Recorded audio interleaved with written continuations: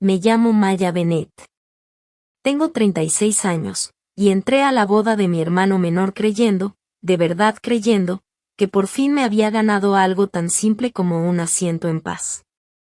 Un lugar tranquilo en medio de gente que nunca supo lo que costó llevarlo hasta ahí, nunca vieron las noches, el cansancio, ni los sacrificios que quedaron enterrados en el camino. No fui buscando reconocimiento. No esperaba discursos, ni aplausos, ni palabras bonitas sobre los años en los que trabajé hasta que los pies me dolían tanto que ya no lo sentía. Ni sobre esas noches en las que llegaba a casa tan agotada que ni siquiera tenía fuerzas para cenar, porque cada centavo extra se iba directo a su futuro. No. Fui porque el niño que ayudé a criar, estaba a punto de convertirse en esposo. Y por una vez, solo por una vez, quería sentir orgullo sin tener que justificar mi lugar. El salón del club campestre era impecable. Elegante. Caro. Silencioso, de esa manera en la que los lugares ricos lo son, como si hasta el aire hubiera aprendido a no equivocarse. Todo brillaba, las copas, los cubiertos, las sonrisas perfectamente ensayadas. Caminé despacio hasta mi mesa, ubicada en una esquina del salón. Sonreí al ver los arreglos de flores blancas, tan perfectos que parecían irreales. Respiré hondo, intentando relajarme. Y entonces, tomé la tarjeta con mi nombre. Y todo mi cuerpo se quedó helado. No decía hermana del novio. No decía familia. Decía hermana pobre y sin educación que vive a costa de su hermano. Por un segundo, pensé que lo había leído mal. Que tal vez mi mente me estaba jugando una broma cruel. Pero no. Entonces empezó la risa. No era una risa confundida, incómoda, de gente que no entiende lo que está pasando. No.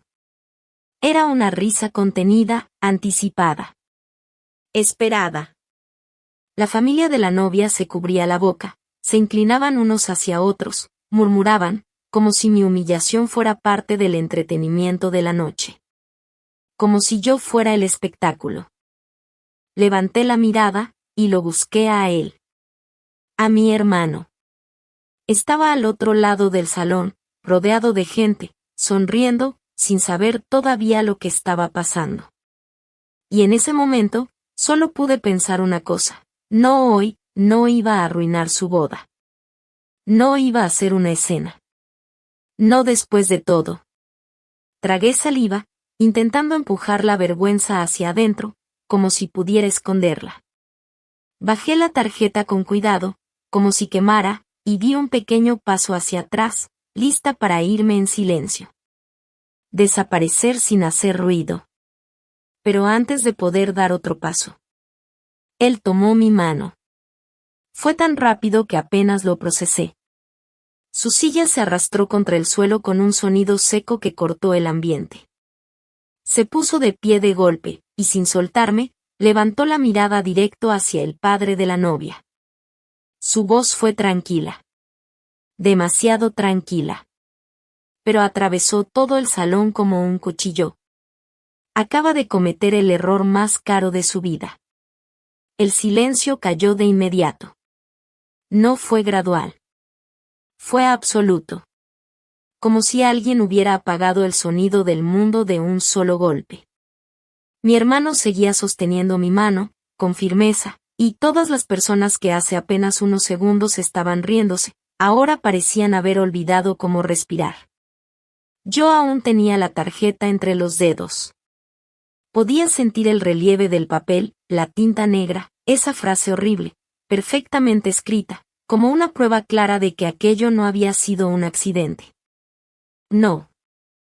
Eso había sido planeado. Diseñado. Impreso con cuidado. Aprobado.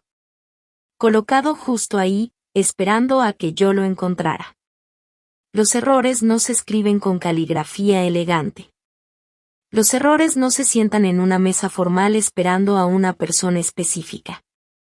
Al otro lado del salón, el padre de la novia se levantó lentamente. No sabía su nombre cuando entré esa noche.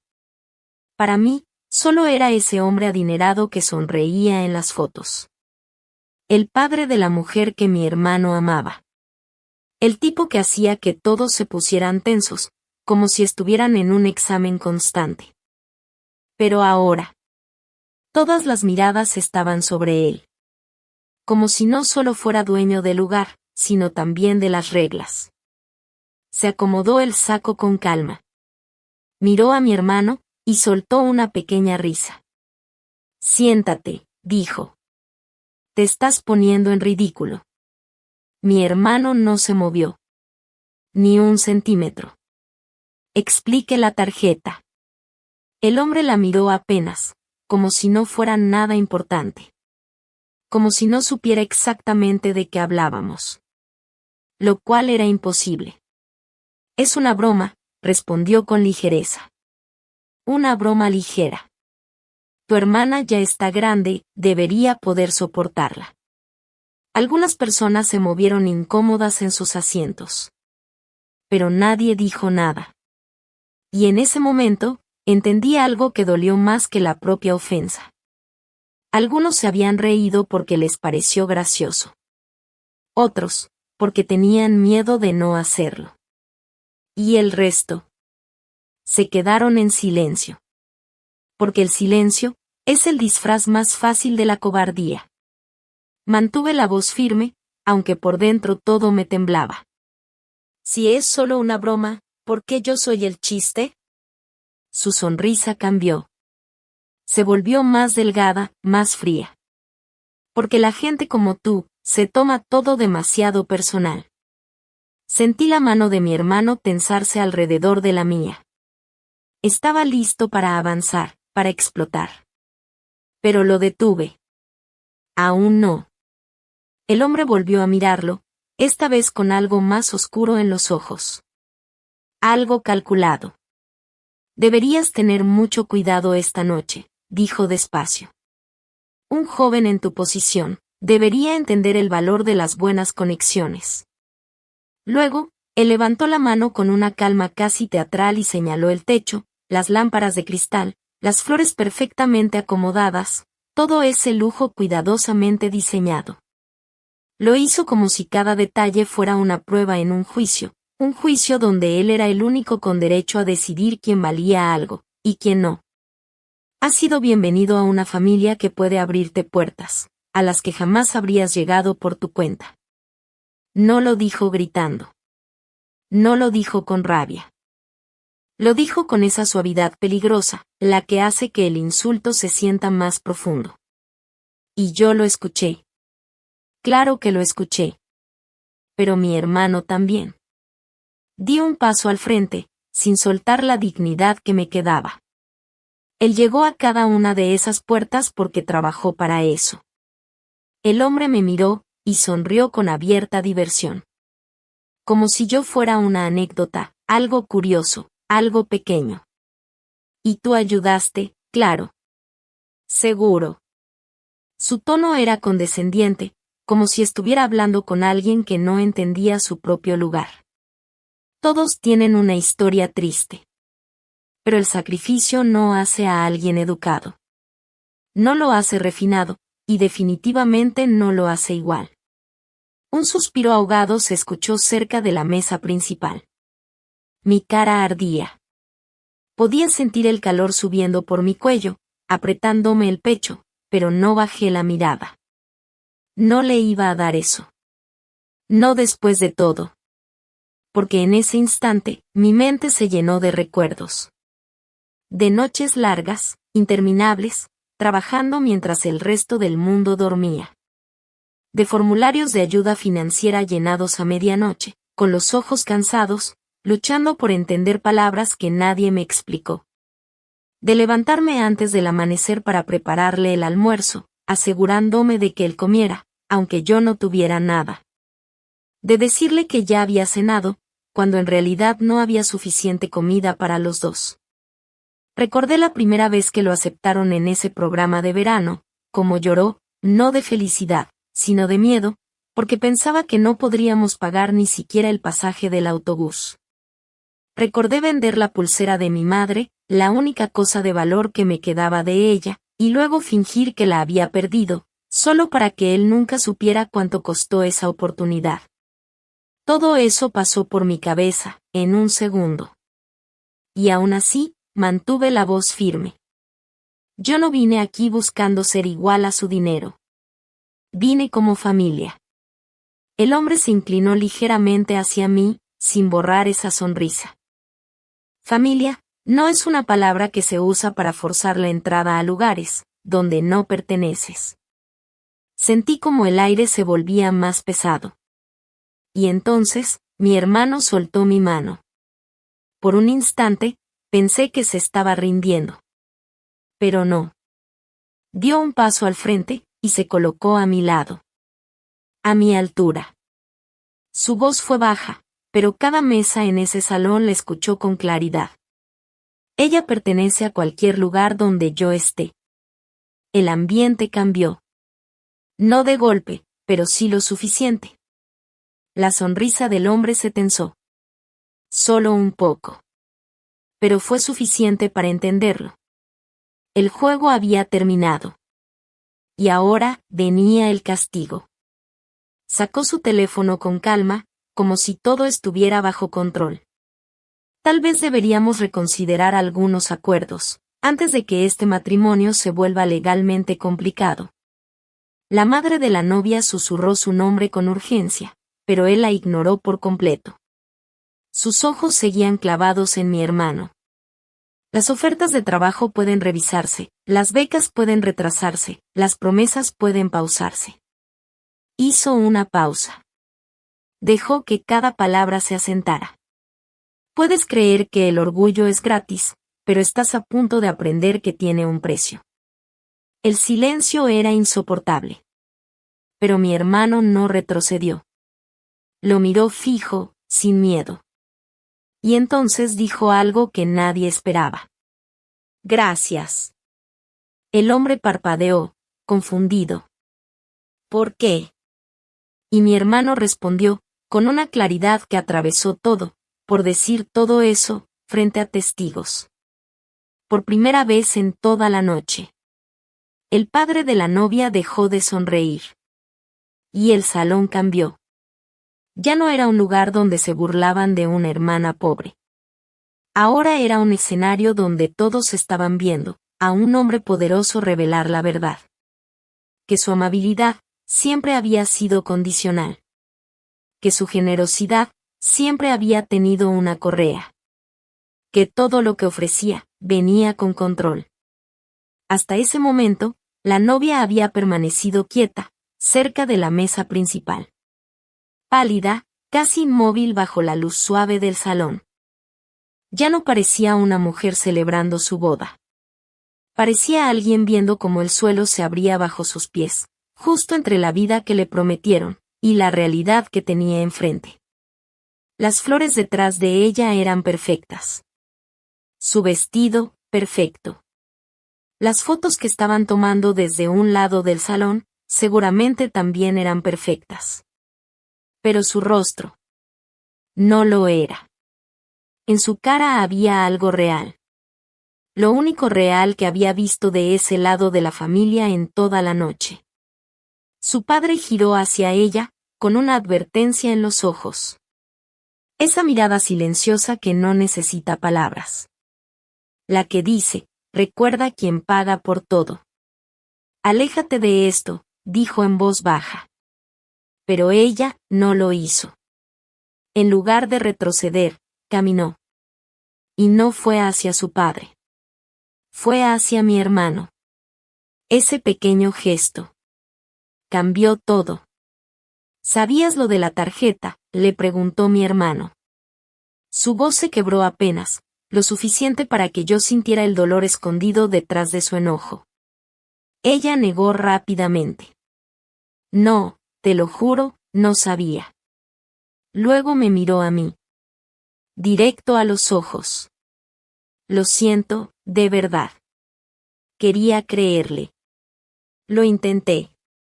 Pero la vergüenza tiene una forma cruel de hacer que todas las disculpas suenen demasiado tarde. antes de que pudiera responder.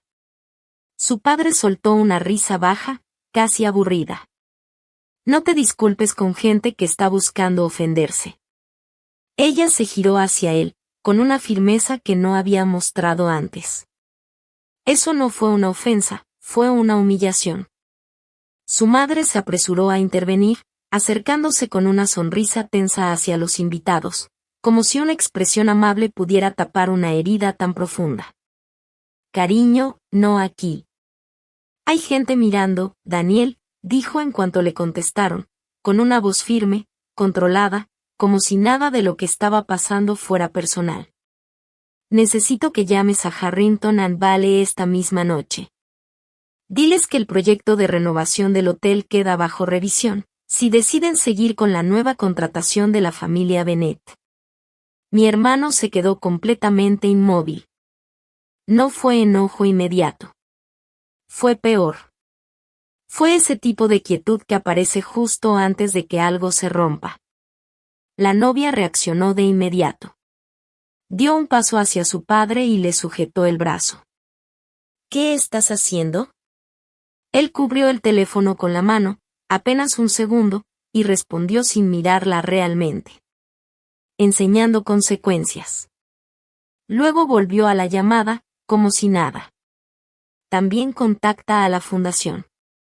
El programa de habilidades móviles vinculado a Maya Bennett, quiero que quede suspendido hasta nuevo aviso.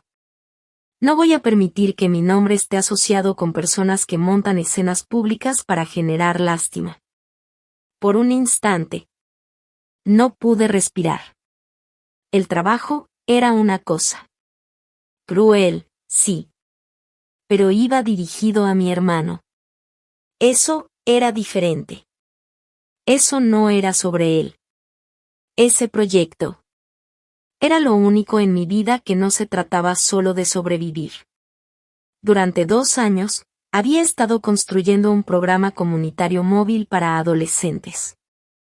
Chicos que necesitaban ayuda para armar un currículum, practicar entrevistas, terminar su GED, aprender habilidades digitales básicas. Chicos inteligentes, pero invisibles. Chicos cuyos padres trabajaban de noche. Chicos que no tenían a nadie que les enseñara cómo escribir una carta de presentación, o cómo sentarse en una entrevista sin sentirse avergonzados por la ropa que llevaban. Chicos, como mi hermano alguna vez lo fue. Y él había encontrado justo eso.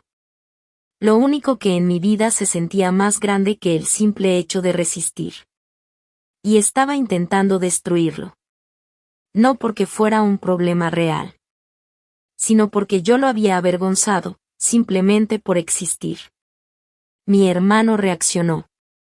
Se movió tan rápido que 2 de sus amigos tuvieron que sujetarlo antes de que avanzara. Suéltenme, dijo, con la voz temblando, al borde de perder el control. Di un paso al frente. Me puse entre él y todo lo demás. No. Me miró.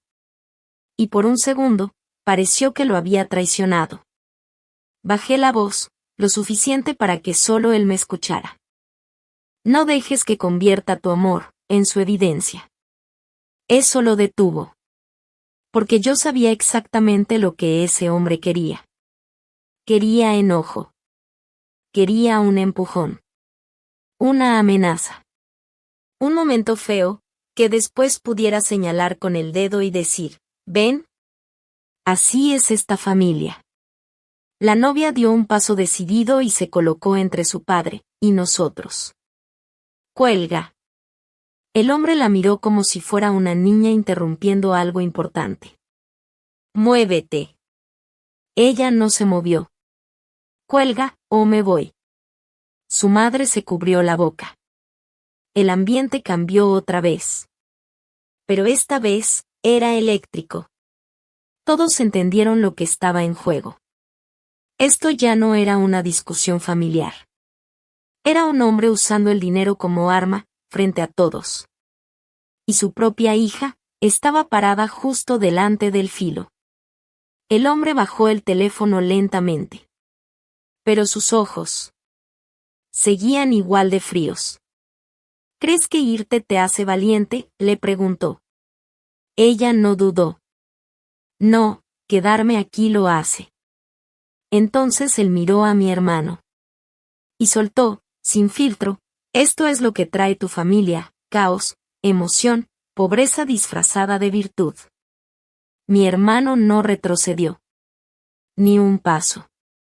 ¿Y la tuya? Control disfrazado de protección. El hombre sonrió. Pero ya no había nada humano en esa sonrisa. Disfruten su pequeña victoria esta noche. Para mañana en la mañana, van a entender la diferencia entre orgullo y poder. Y se fue. No hizo una escena. No levantó la voz. No tiró nada. Se fue con la calma de alguien que está convencido de que el verdadero daño ya está en camino. La boda continuó después de eso. Pero no de verdad. Fue como un reloj roto que sigue mostrando números, pero ya no mide el tiempo. La gente aplaudía en momentos equivocados. El pastel se cortó. La música volvió a sonar. Se dieron brindis, llenos de palabras vacías, cuidadosamente diseñadas para no decir nada real. Algunos invitados se acercaron a mí, en voz baja, susurrando disculpas. Pero los susurros después de la risa no curan mucho. Me quedé al fondo del salón, observando. Mi hermano sostenía las manos de su esposa, y los dos parecían haber envejecido 10 años en una sola hora.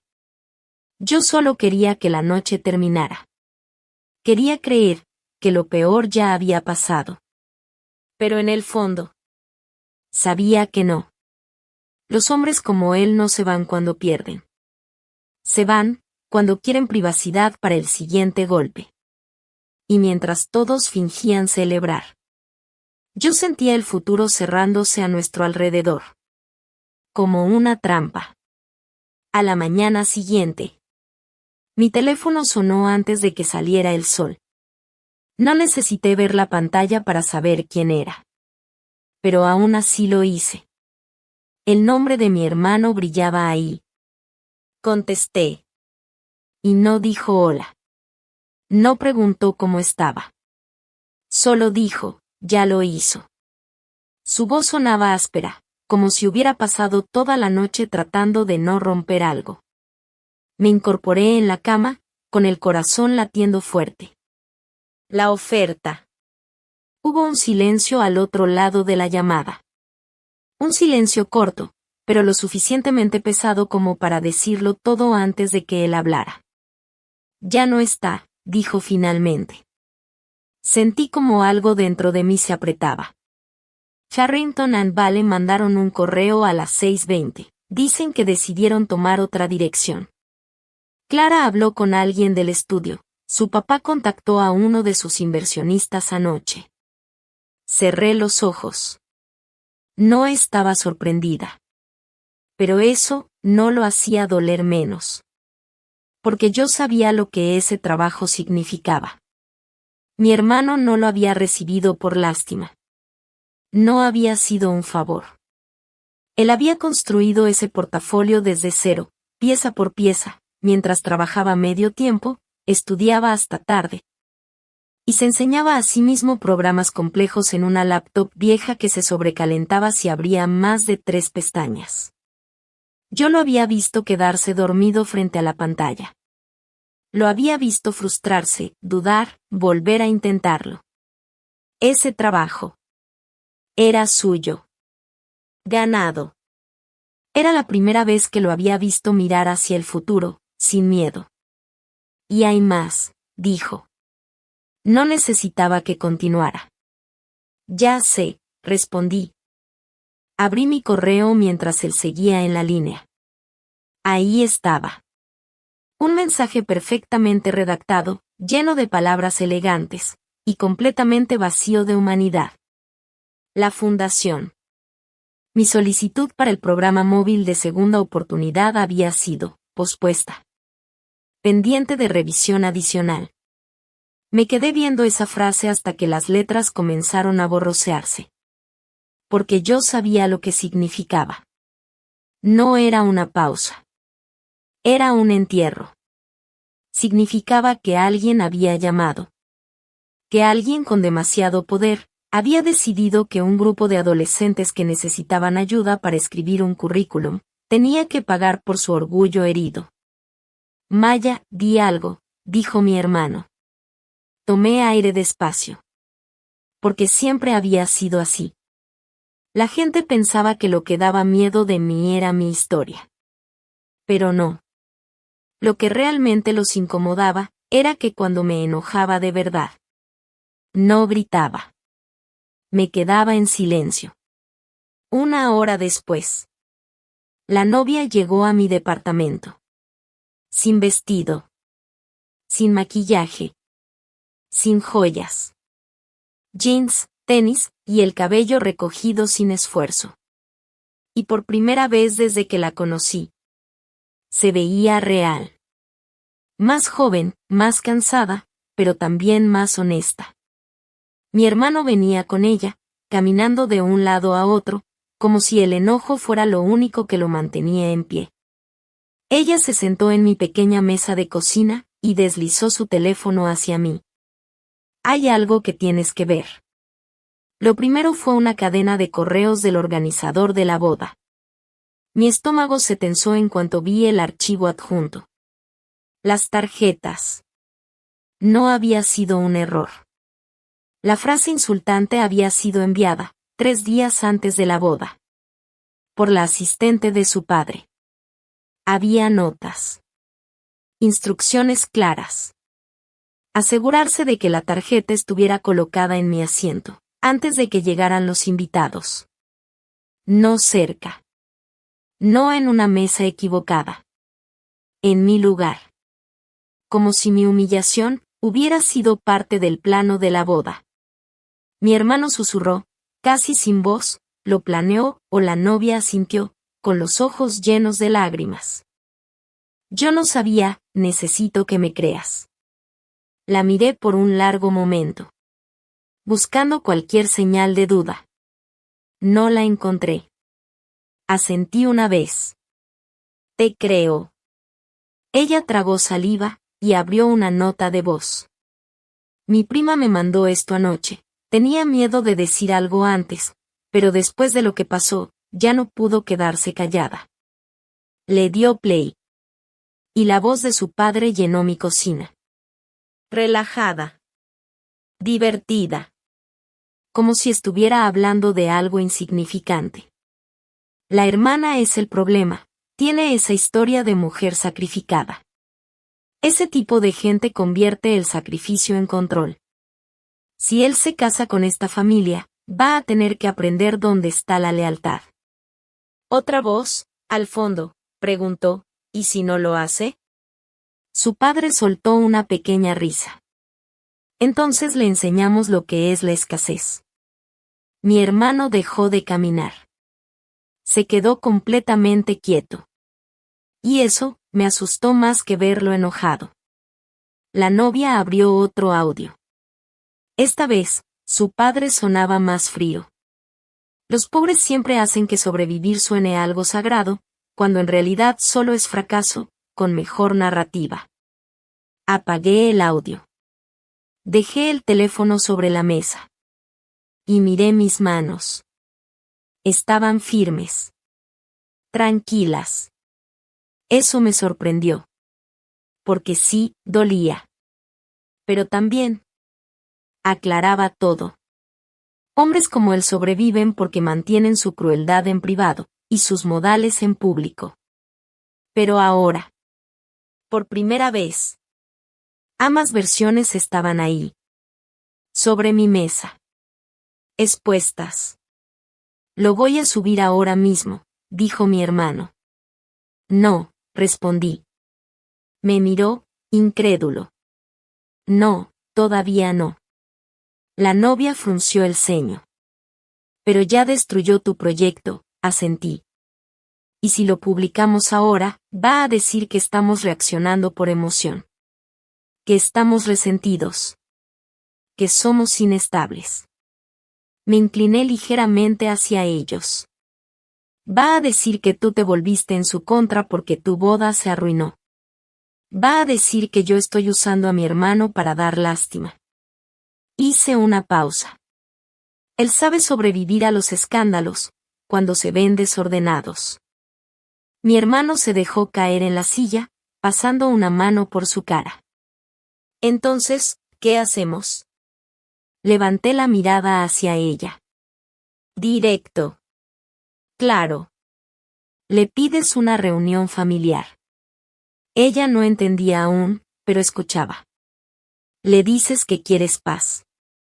Que quieres hablar. Que quieres entender. El silencio se volvió denso. Deja que piense, que todavía tiene el control.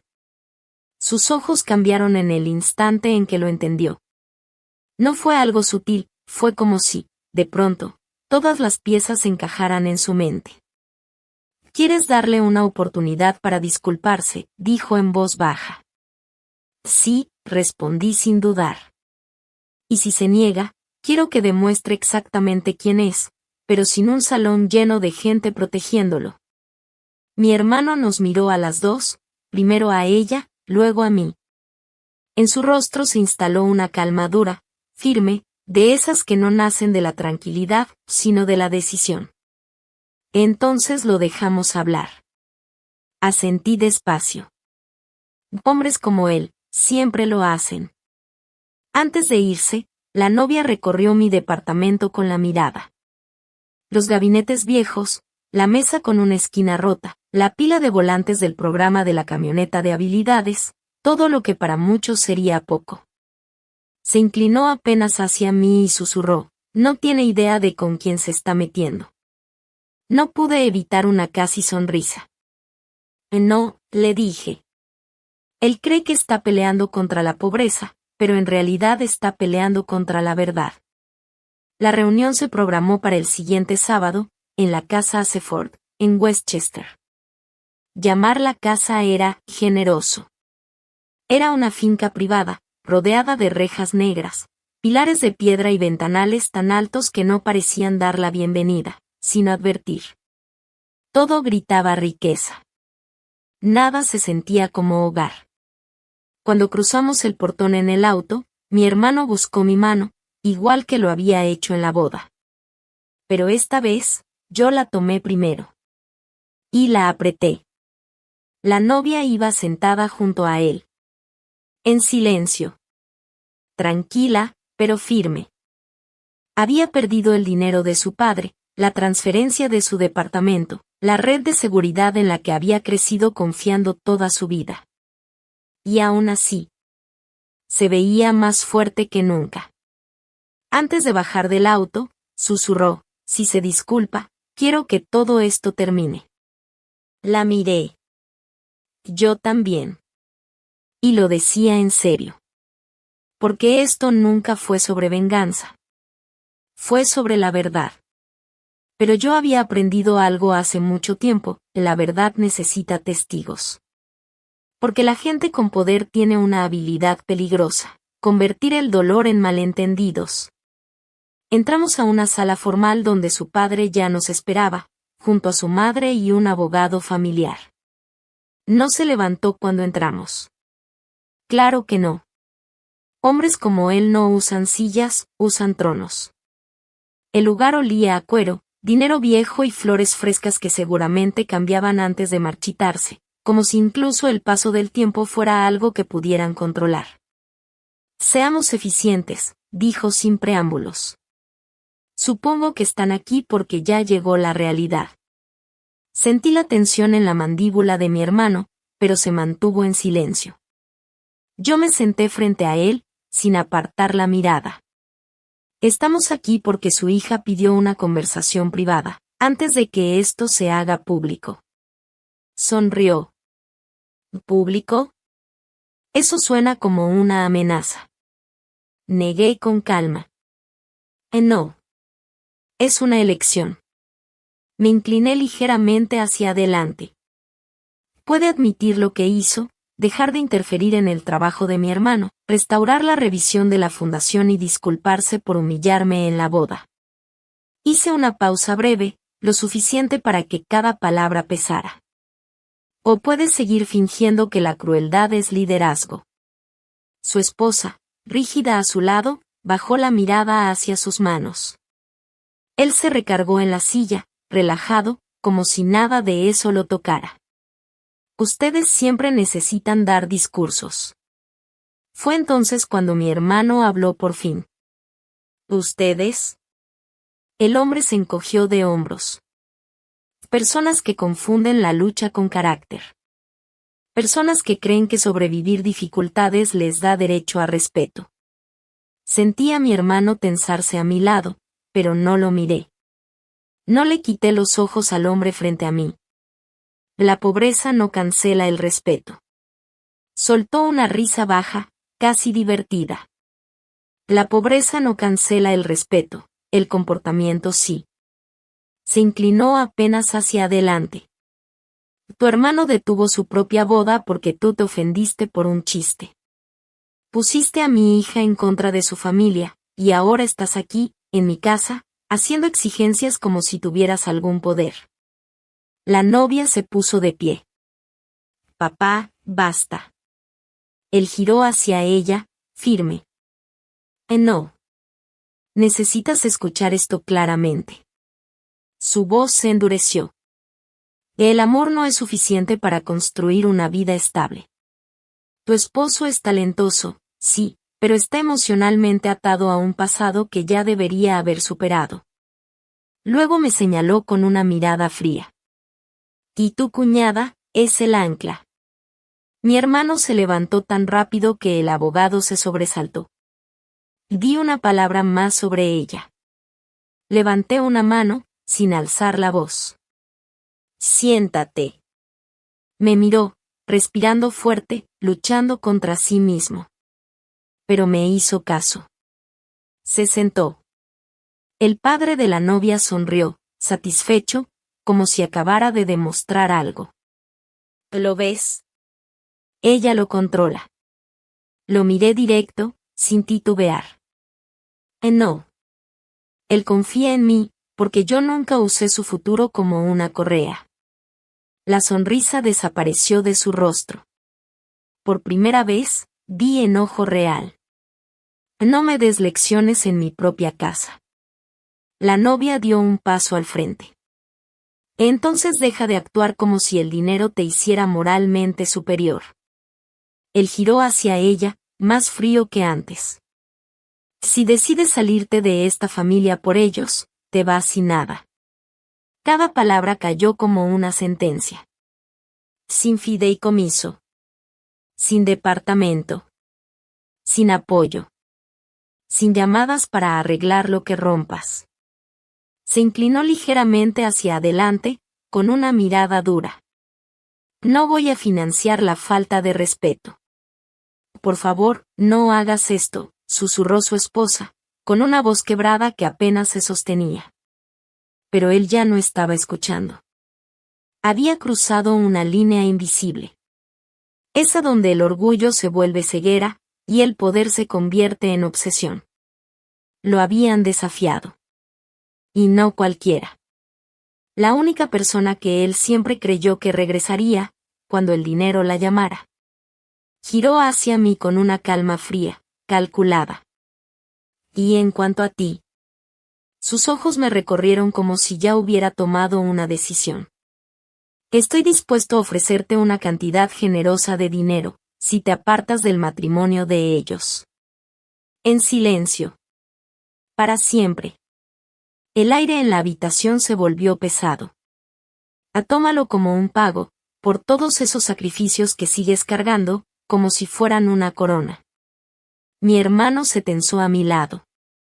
No, no solo tenso. Parecía a punto de estallar. La novia, en cambio, se quedó completamente quieta. Pero en sus ojos. Algo se rompió. Algo definitivo. Y yo. Yo solo sentí calma. Una calma profunda, peligrosa, de esas que nacen cuando ya no hay nada que negociar. Lo miré directo. ¿De verdad crees que lo crié, para luego venderlo al mejor postor? Sonrió apenas, con desprecio. Y creo que todos tienen un precio, y la gente como tú suele descubrir el suyo más rápido. El silencio que siguió fue absoluto. Incluso el abogado apartó la mirada. Su esposa dejó escapar un sonido pequeño, indefinido. No era un llanto, pero tampoco era una advertencia. Era miedo. La voz de la novia tembló, pero sus palabras no. Quédate con tu dinero. Respiró hondo. Quédate con el departamento. Quédate con todo. Le sostuvo la mirada a su padre, sin retroceder. Prefiero empezar mi vida desde cero, que vivir cómoda gracias a un hombre que cree que la bondad es debilidad. El rostro de su padre cambió. Por primera vez, no parecía molesto. Parecía asustado. Pero no por perder dinero, sino por perder control. Sin decir nada más, tomé mi teléfono y lo coloqué sobre la mesa de centro. Presioné reproducir. Primero, la nota de voz, donde hablaba de enseñarle a mi hermano la escasez, como si fuera una lección necesaria. Luego, el audio donde se burlaba de la gente pobre, diciendo que convertían el fracaso en historias. Y al final, el más reciente. Su propia voz, en esa misma habitación, ofreciéndome dinero para desaparecer. El color se le fue del rostro. Su esposa se cubrió la boca. El abogado se levantó de inmediato. Richard, no diga una palabra más. Pero Richard ya venía hacia mí. No tienes idea de lo que estás haciendo. Me levanté también. Y algo dentro de mí se acomodó. Ya no estaba temblando. Ya no estaba dudando. No, dije con firmeza. El que no tiene idea eres tú, de lo que puede hacer la verdad cuando la gente deja de tener miedo. Señaló la puerta. Lárguense. La novia lo miró una última vez. Una mirada larga, final. Es lo único honesto que has dicho en toda la semana. Y nos fuimos. Sin gritos. Sin más discusiones. Sin mirar atrás. En el auto, el silencio duró casi un minuto completo. Un minuto pesado, lleno de todo lo que acababa de romperse. Luego, la novia se limpió las lágrimas, miró al frente, y dijo, súbelo. Mi hermano volteó hacia mí. Esperando. Esta vez. No dije que no. Pero tampoco lo hice con rabia. Y eso importaba. No añadí música dramática. No escribí insultos. No exageré nada. Solo mostré la verdad. Publiqué la tarjeta del lugar en la boda. El correo de la organizadora. La nota de voz.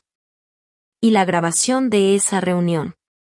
Todo acompañado de un mensaje tan simple, que nadie podía torcerlo sin delatarse. Escribí que asistí a la boda de mi hermano como la hermana que lo crió. Que fui humillada públicamente por el padre de la novia. Que usó su influencia para arruinar una oportunidad de trabajo, y congelar un apoyo comunitario. Y que, cuando tuvo la oportunidad privada de disculparse, me ofreció dinero para desaparecer de la vida de mi hermano. También dejé algo claro. Esto no era venganza por una boda arruinada. Era sobre lo que pasa, cuando las personas con poder creen que la vida de la gente trabajadora es desechable. Cerré la laptop. Y me hice un café. Porque mis manos necesitaban hacer algo normal, mientras mi vida cambiaba por completo. Para el mediodía, la historia ya estaba en Reddit. Para la tarde, había explotado en TikTok e Instagram.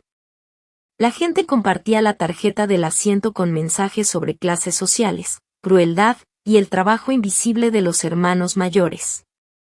Maestros hablaban de estudiantes que necesitaban programas como el mío. Enfermeras contaban historias de turnos dobles por sus familias.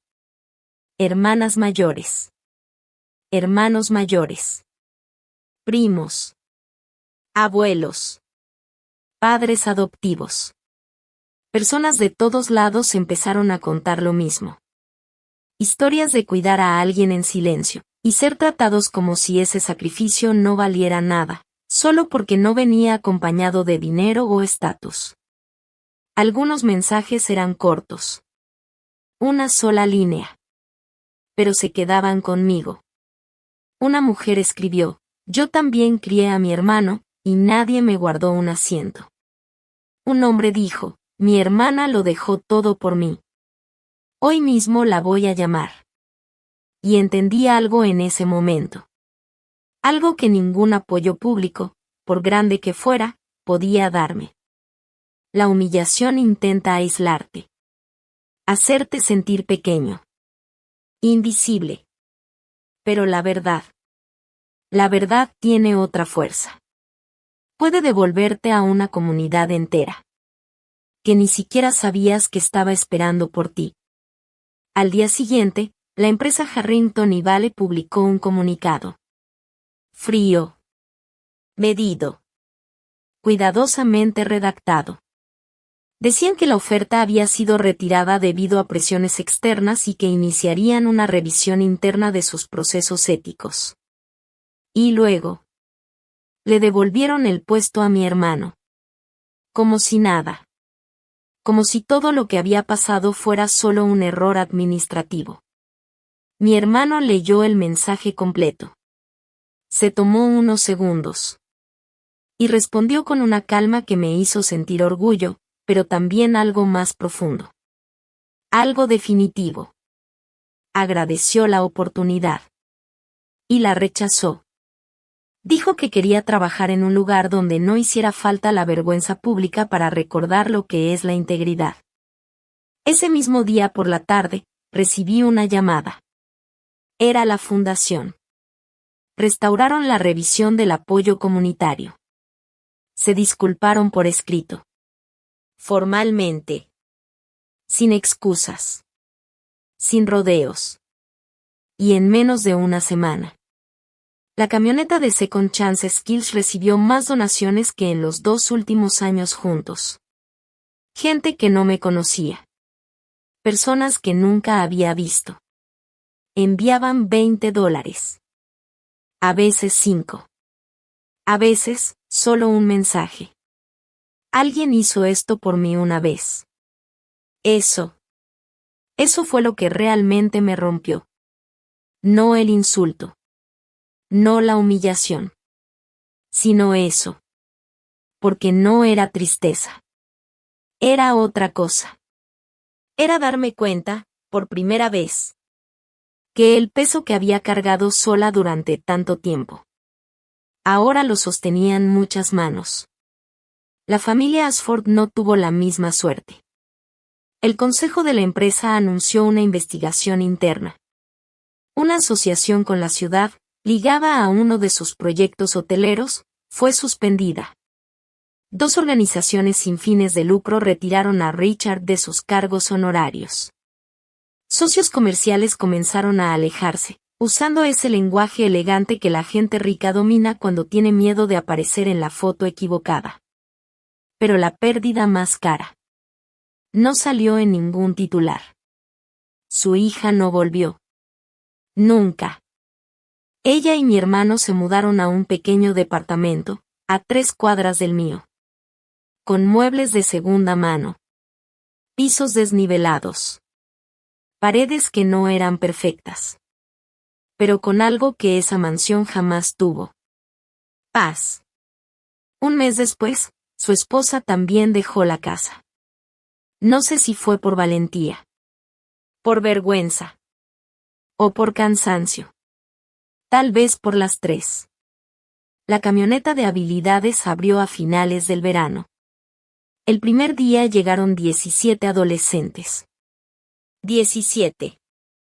Cada uno con su propia historia. Con sus propias dudas.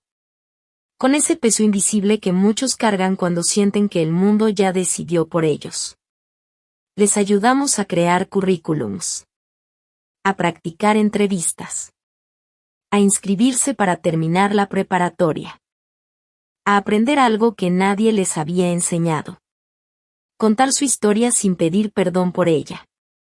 Mi hermano empezó a ir los sábados como voluntario. Su esposa enseñaba a escribir ensayos personales. Una bibliotecaria retirada ofreció apoyo de lectura gratis. Un mecánico local prestó su taller los fines de semana. Lo que Richard intentó destruir se volvió más grande de lo que yo hubiera podido construir sola. Y cada vez que veía a uno de esos chicos salir caminando un poco más erguido, un poco más seguro, pensaba en él.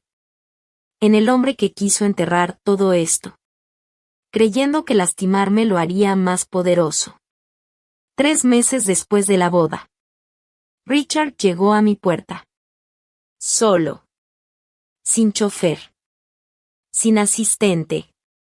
Sin esa sonrisa perfectamente ensayada. Solo un hombre. Cansado. Desgastado. Y dijo, me equivoqué. Lo miré. Y supe que lo decía en serio. Pero también supe algo más importante. Lo había entendido demasiado tarde. No lo invité a pasar. No era necesario. Creíste que el dinero podía comprar silencio, lealtad y perdón, le dije con calma. Pero no puede comprar carácter. Hice una pausa. No puede comprar familia. Otra más. Y no puede comprar respeto, una vez que le enseñaste a las personas que más te querían, que tu amor tenía condiciones. Sus ojos bajaron. Y por primera vez, se veía más pequeño que su propia sombra. Cerré la puerta con suavidad. No porque fuera débil, sino porque era libre. Y esa es la lección que quiero que la gente recuerde. La educación no se trata solo de títulos, ni de escuelas caras, ni de salas elegantes. La verdadera educación es aprender empatía, gratitud, responsabilidad y tener el valor de proteger a quienes no siempre pueden protegerse solos. El conocimiento que realmente vale es entender que el valor de una persona no se mide por su cuenta bancaria, ni por su ropa, ni por la mesa donde alguien decide sentarla. Mi hermano no salió adelante porque un hombre rico le abrió una puerta. Salió adelante porque el amor lo mantuvo bajo un techo. Hasta que pudo construir el suyo. Y yo no gané porque el Internet castigó a Richard. Yo gané. Porque dejé de permitir que la gente con poder definiera mi dignidad. La verdadera venganza no fue verlo perder contratos o títulos. Fue ver cómo aquello que él se burló se volvió útil para otros. Fue ver cómo la vergüenza se transformó en servicio. Y el dolor en aprendizaje. El dinero puede comprar atención. Puede comprar comodidad. Incluso puede comprar miedo, por un tiempo. Pero hay algo que jamás podrá comprar. Algo que Richard perdió para siempre. El respeto de la hija. Que por fin lo vio tal como era. Si estuvieras en mi lugar, ¿te quedarías en silencio para mantener la paz, o te levantarías, aunque la verdad te costara absolutamente todo? Porque hay momentos en la vida en los que el problema no es el conflicto. El problema es cuánto tiempo has estado sobreviviendo sin decir nada. Y llega un punto en el que callar ya no se siente como paz. Se siente como desaparecer. Mi historia no empezó con venganza. Empezó con algo mucho más simple, y mucho más peligroso para la gente con poder, dignidad. Esa dignidad que no hace ruido, hasta que un día ya no puede seguir siendo ignorada. Durante mucho tiempo creí que aguantar era lo correcto. Que ser fuerte era no responder. Que proteger a otros significaba tragarte el dolor en silencio. Pero aprendí algo que nadie me había explicado antes. el silencio también tiene un costo. Y normalmente, lo paga la misma gente que siempre termina cargando todo. Yo no busqué destruir a nadie. No busqué arruinar una familia. No busqué exponer a nadie al mundo. Solo dejé de aceptar que mi historia fuera usada como algo que se puede doblar, minimizar o pisotear según la conveniencia de alguien más poderoso. Y cuando la verdad salió, no fue porque yo fuera más fuerte. Fue porque ya no estaba sola. Porque hay verdades que no pertenecen a una sola persona. Pertenecen a todos los que alguna vez fueron humillados por no tener dinero. A todos los que han trabajado el doble para que otros vivan cómodos. A todos los que han criado, sostenido, cuidado, sin que nadie les reserve un lugar en la mesa. Y cuando esas voces se juntan, ya no se pueden callar tan fácil. No voy a decirte que todo se resolvió perfecto. La vida no funciona así. Hay daños que no desaparecen. Hay palabras que no se borran. Y hay personas que nunca vuelven a ser las mismas después de ver la verdad de frente. Pero también hay algo más importante. Hay vidas que, por fin, dejan de ser invisibles. Mi hermano no necesitó que nadie lo salvara. Necesitó que lo vieran. De verdad. Sin condiciones. Sin filtros. Sin lástima disfrazada de ayuda. Y cuando eso pasó, dejó de ser el chico que sobrevivía. Y se convirtió en alguien que construye. La novia no encontró una familia perfecta. Encontró algo más raro, y más valioso, la valentía de elegir distinto, incluso cuando todo tu entorno te enseñó a obedecer. Y yo no gané porque alguien más perdió. Gané porque dejé de medir mi valor con los ojos de personas que nunca entendieron lo que cuesta sostener a otro ser humano. Al final, el dinero no fue lo que cambió la historia. Lo que la cambió fue la verdad, cuando dejó de tener miedo. Y si algo me quedó claro después de todo esto, es que la dignidad no grita. No pide permiso. No negocia. Solo aparece, en el momento exacto en el que decides que ya no vas a desaparecer para que otros se sientan cómodos. Así que si tú estás viendo esto, y alguna parte de esta historia te dolió, tal vez no es coincidencia. Tal vez también has estado callando demasiado.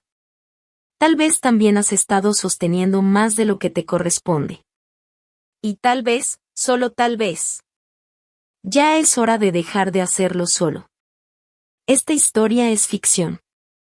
Creada para entretener, reflexionar y explorar lo que pasa cuando la verdad deja de esconderse. Pero si algo de esto te dejó pensando, quédate con eso. Con la idea de que el respeto propio no es egoísmo. Es supervivencia. Y que sanar, a veces empieza el día en que decides que ya no vas a pedir permiso para existir en tu propia vida.